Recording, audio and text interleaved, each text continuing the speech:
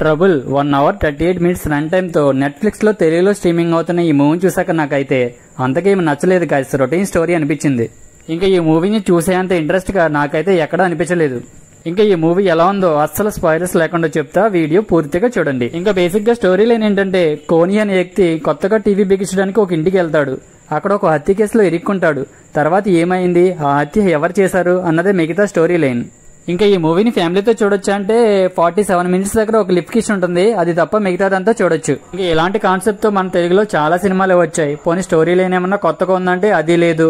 ఇంకా screen play ఏమన్నా బాగుందంటే అది కూడా ఏం నచ్చలేదు నాకు. ఇంకా చాలా సీన్స్ అయితే లాజిక్ లేకుండా ఉంటాయి. జైలు నుంచి స్వరంగం ద్వారా బయటికి వెళ్ళడం, మళ్ళీ బయట లోపలికి రావడం, ఇది పోలీసులు తెలియపోవడం, చాలా లాజిక్ లేని సీన్స్ అయితే ఉన్నాయి ఇందులో. ఇంకా చాలా చోట్ల బోరింగ్ అనిపించింది. రన్ టైం తక్కువగా ఉన్నప్పటికీ స్క్రీన్ ప్లే ఎక్కడ ఇంట్రెస్ట్ కనిపించలేదు. ఒక క్రైమ్ సీన్ అండ్ ఒక కొకైన్ గ్యాంగ్, ఈ రెండింటిని లింక్ చేయడం, ఇలాంటి మూవీస్ ని మనం తెలుగులో ఎన్ని చూడలేదు చెప్పండి.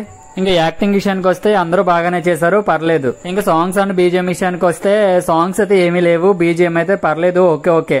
ఇంకా ఈ మూవీ గురించి పెద్దగా చెప్పడానికి అయితే ఏమీ లేదు. ఫైనల్ గా నేను చెప్పేది ఏంటంటే, ఎవరైనా టైం పాస్ కోసం ట్రై చేస్తానంటే వెళ్ళి చూడండి, నాకైతే నచ్చలేదు.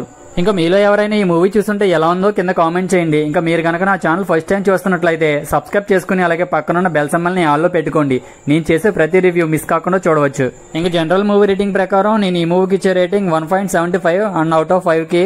ఇంకా మీకు కనుక నా రివ్యూ నచ్చినట్లయితే లైక్ చేసి షేర్ చేయండి. Thank you for watching.